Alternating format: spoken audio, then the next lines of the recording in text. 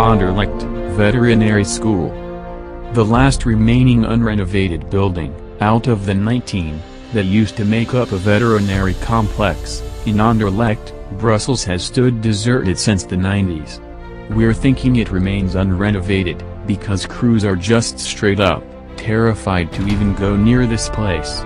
Its deserted, crumbling halls lead to rooms that are each full of more horrifying stuff than the last.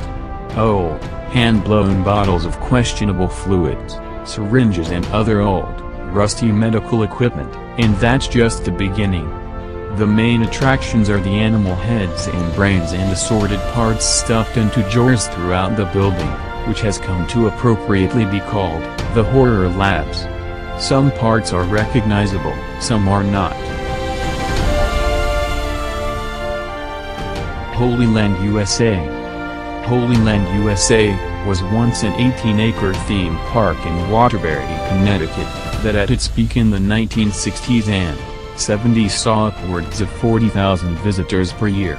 It was closed for renovation in 1984. Its owner, John Greco, died in 1986, and nobody has been sure what to do with it since. The property has been watched over by a group of nuns in the intervening decades, while it deteriorates more and more, and just gets more and more disturbing.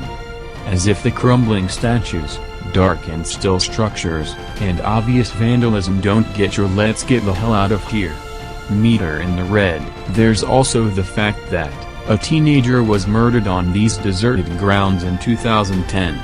While police reports have shown instances of trespassing dropping, that really just means there are fewer people around, making the place even more isolated and terrifying.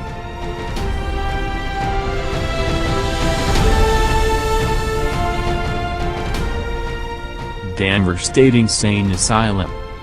Danvers State Hospital in Massachusetts is old enough to have been variously known as the State Lunatic Hospital, Danvers Lunatic Asylum, and other such lovely monikers.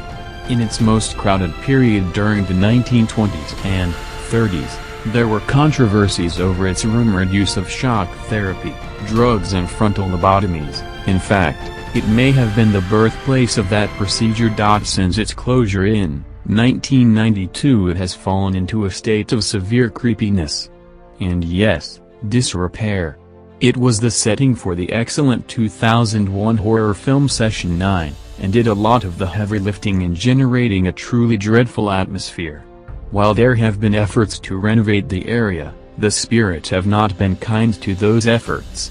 In 2006, some structures were demolished, and apartment buildings put in their place. In April 2007, all of those buildings, and several construction trailers went up in flames. Any efforts at renovation since then have largely stalled.